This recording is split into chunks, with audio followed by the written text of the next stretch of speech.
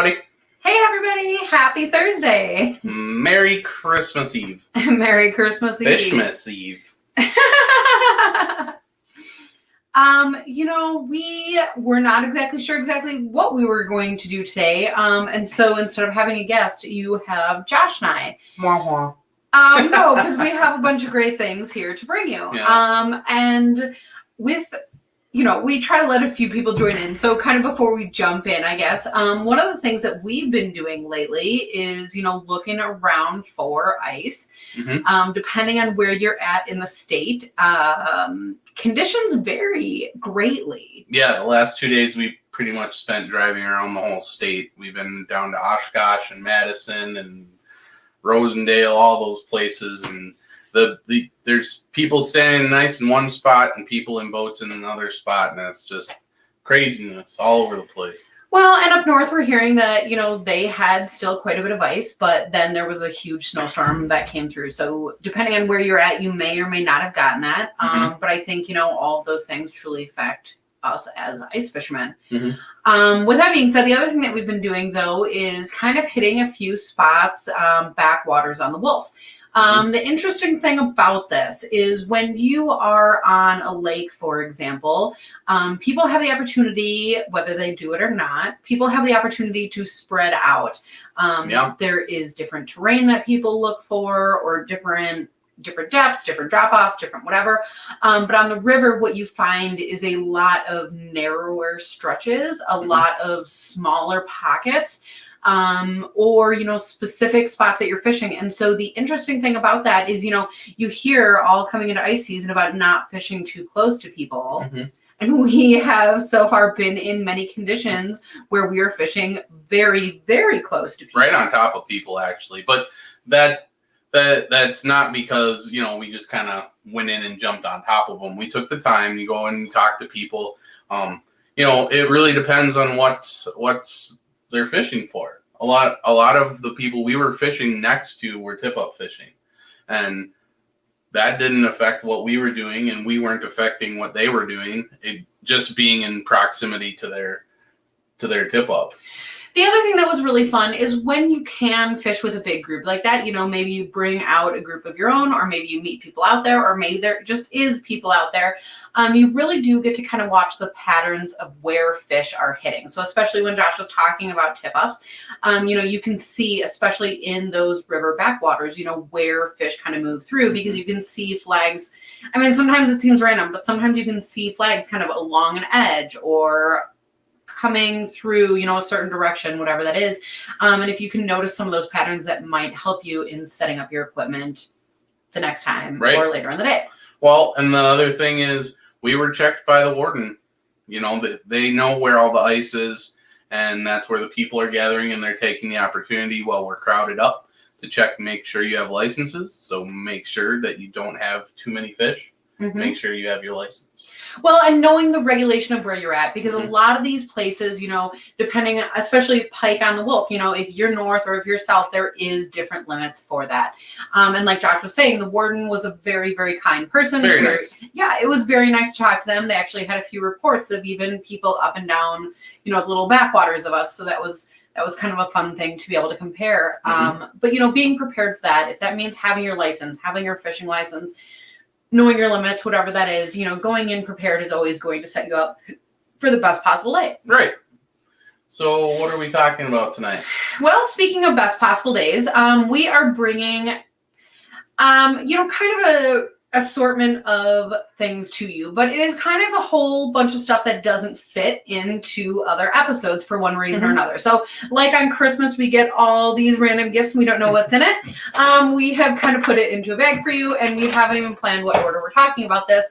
But quite frankly, it is going to be a whole bunch of random products, maybe not intended for fishing that we're using for fishing, or maybe something that we don't see common on the ice or open water that we would like to share with people. So, do you want to pick the first one, or should I? I'll pick one.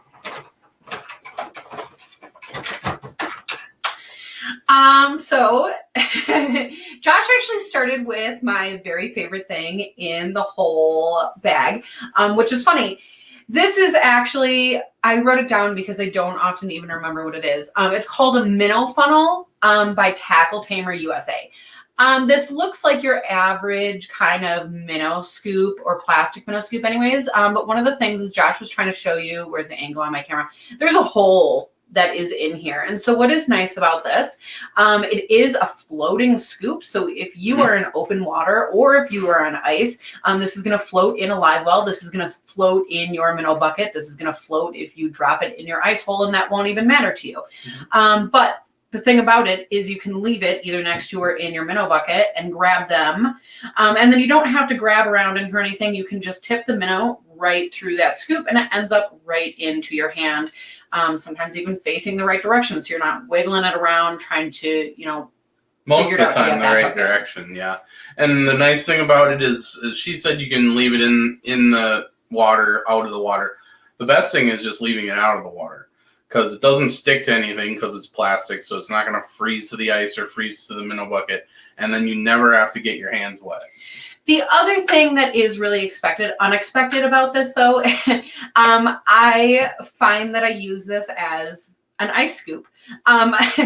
Josh hates that. The thing is, I don't often use the little rod holder that's attached to my Vexilar. And so this little piece just slides right on in there. It fits in that little case that my Vexilar is in because I don't have that many hands. I don't actually have a whole hopper bucket yet. That's on my list. So I'm carrying my bucket, my Vexilar, my rod. I mean, that's 3 things in 2 hands and I'm looking for fish. So if this can fit right on in there, I don't find it ices up. And if it does, you just kind of like hit it against something. It's been super durable. And it is just super portable and it's been a great tool. So it sounds really silly to brag about something that's less than $5 item. But this has been one of my favorite products for a long time. Well, and granted, we don't use a whole lot of minnows, really, but this is like 5 years old. Mm-hmm. Like Emily bought this like when she first started buying fishing stuff. So it's so like it comes with us everywhere, whether we use it or not, but $3.99 at Fleet Farm. Saw it the other day. Nice. All right, Emily, you're done. All righty. So one of the next things that we have in here, I guess another green item. This is actually something that Josh found, and so I'm going to let you do most of the talking about it. But what we actually have here is an kind of alternative way to attach your reel to your rod. Okay, so I was kind of searching the depths of the interwebs, and I'm sure a lot of you know this already. I mean, it's probably not new because the post that I found it on is old, probably 15 years old at this point. But it's vet wrap, that same sports wrap that people use on horses or your dogs. It's stretchy, it sticks to itself, but not to you, but not to anything else. Doesn't leave a residue, does not feel like tape, waterproof, breathable. And the best part about it, well, one of the best parts about it is I got this whole box off Amazon, all these colors to match your rods, $12.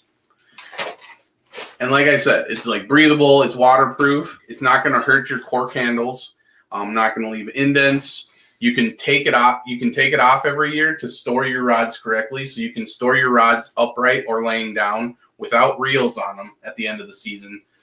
You just cut it into strips like this. This is probably about 4 or 5 inches, stretches out to about 8, so it doubles. And you just wrap it around. And I've been testing it so far this year, and it's been working awesome. And it feels like once it's on your reel, it almost feels like part of the handle. So you don't really have a difference. You don't have something messing up your feeling on your rod. So I really liked this so far this year. It's super cheap. Like I said, comes in all different colors. So I'm pretty stoked about that this year. And like Josh was saying, it's nice and breathable. And so if you're the kind of person who has a cork handle, that is really nice. If you want to protect that is something that will do that as well. And again, all the colors are really fun. It kind of adds to the customization. If you have people that you're going out on the ice with, you can kind of organize your rods or, do whatever you want with that. So that's kind of fun. Well, and this is in addition to, there's like silicone tape.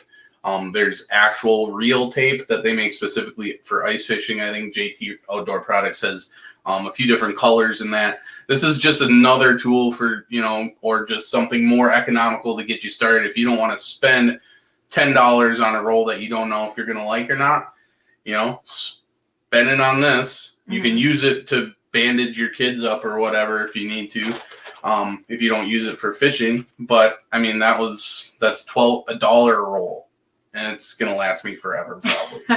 Forever. Mm-hmm. Awesome. So we're just going to kind of keep bringing you some of this new stuff. Mm-hmm. Another really fun one, actually. Can anybody tell us what that's for? And then we'll come back to it. I'm sure that they could guess. I don't know. Let's see. We'll run on to the next thing quick.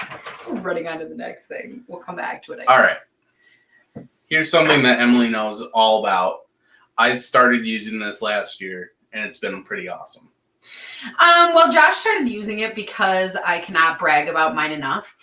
This is not a company that is like innately fishing. I think they do all kinds of like astronomy and stargazing and all of that kind of stuff. So they have some pretty high-tech gear on their site. Celestron is the company. And this device is actually the FireCell. I think it says the FireCell Plus. Mm-hmm. The thing about... Bill got it. The thing about...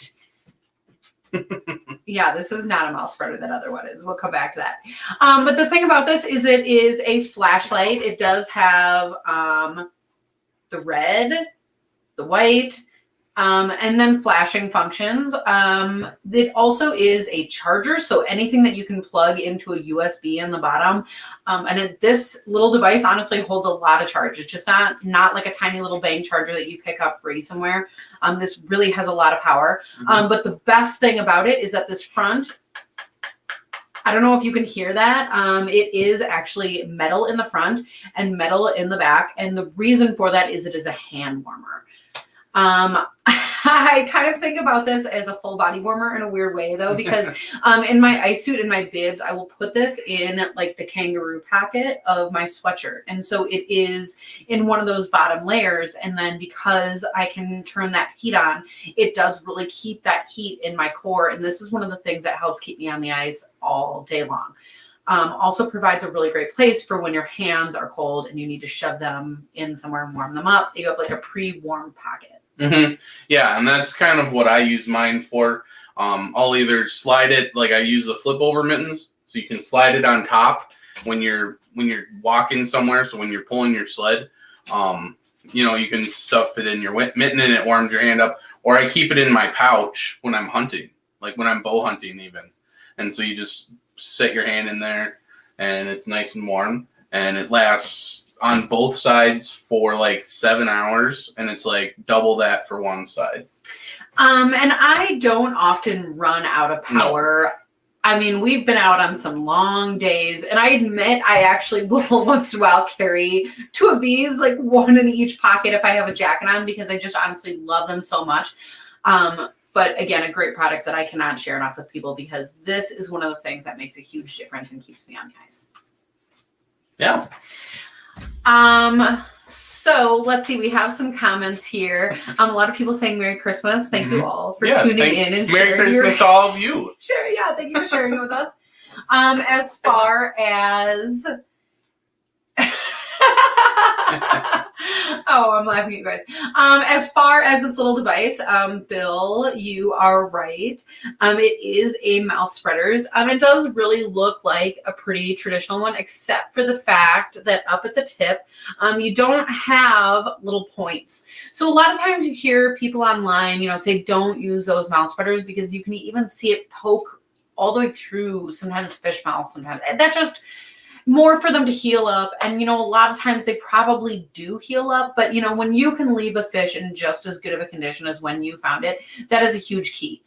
If you are keeping that fish, then by all means, but this is certainly a more humane way to get that same job done. It is just little rounded off balls at the top here. So, I mean, there is nothing pointy. There is nothing that is going to, make a mark.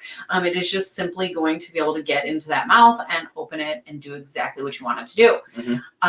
Does also fold together really nice. So I know sometimes my set that are the little points and you kind of have to like squeak them together or something, and sometimes they pop open and sometimes they grab and sometimes they don't.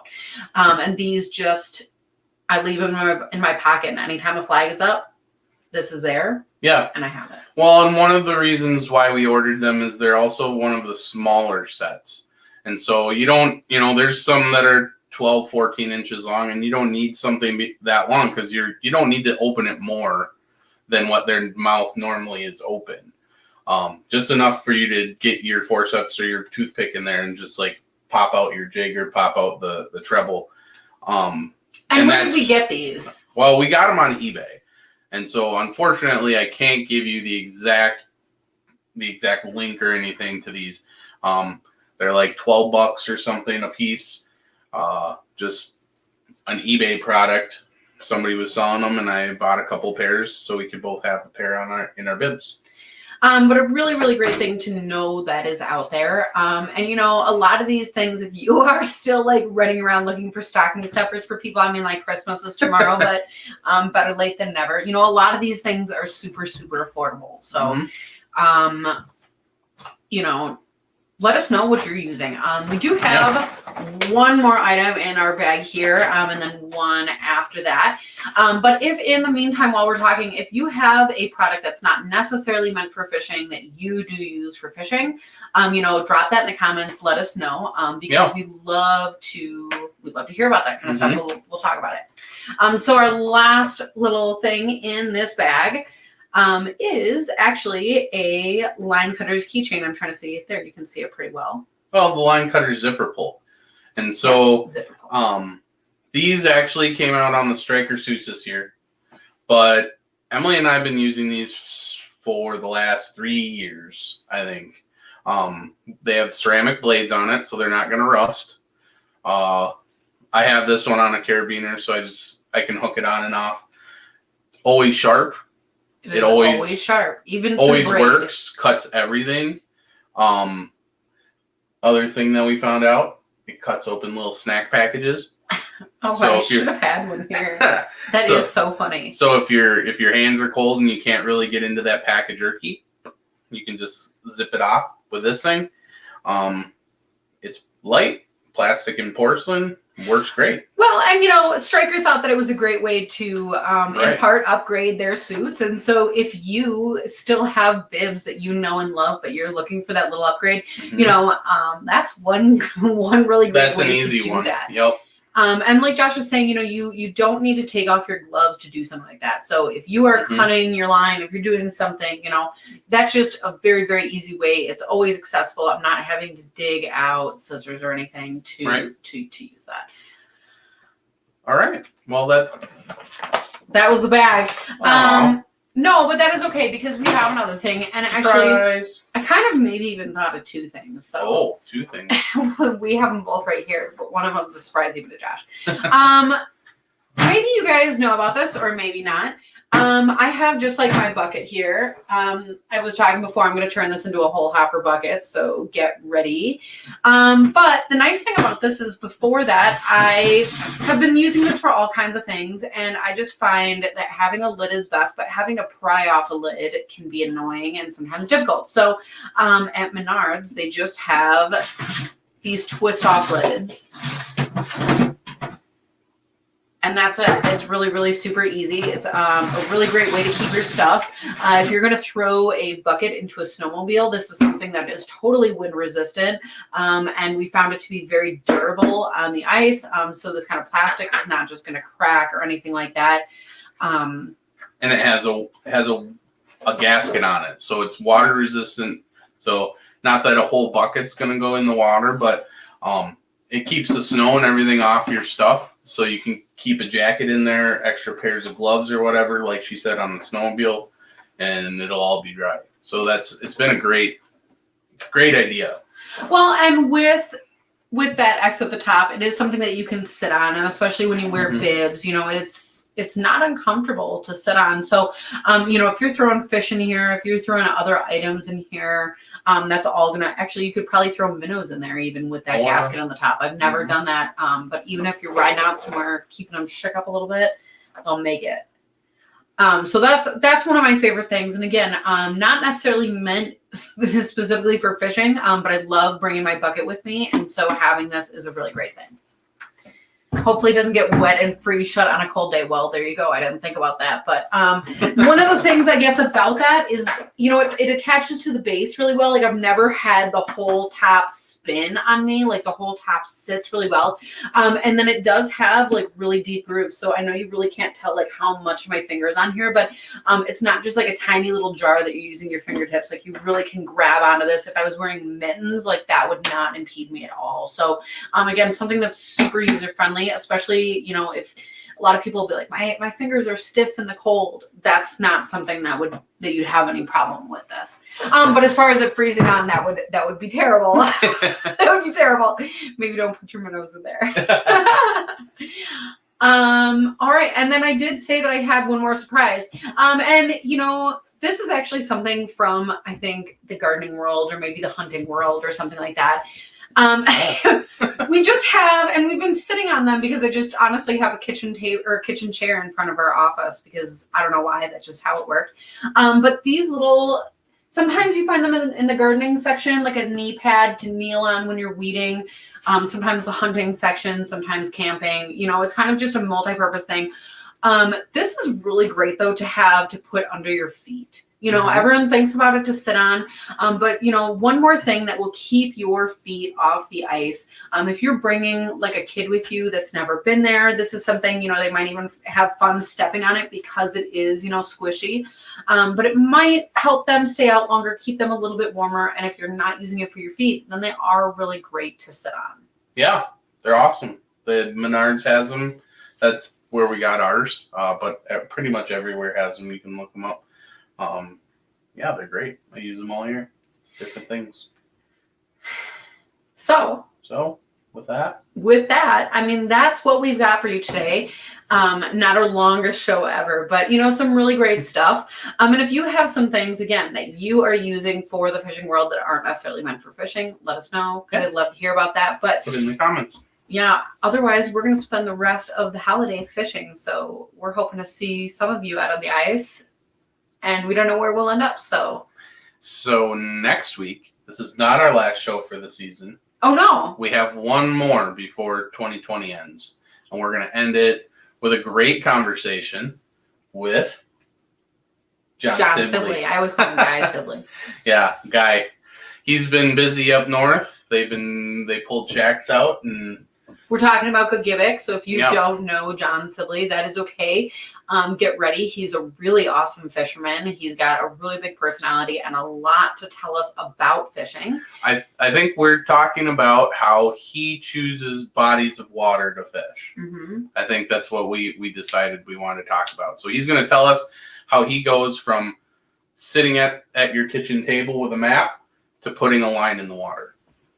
And he knows a lot about that. So, Yep. but we'll get some Gogebic tips and some otherwise fishing tips as well. And can't wait to see you guys next weekend. So Yeah. enjoy your holiday and we will see you then. Have a great night. Merry Christmas.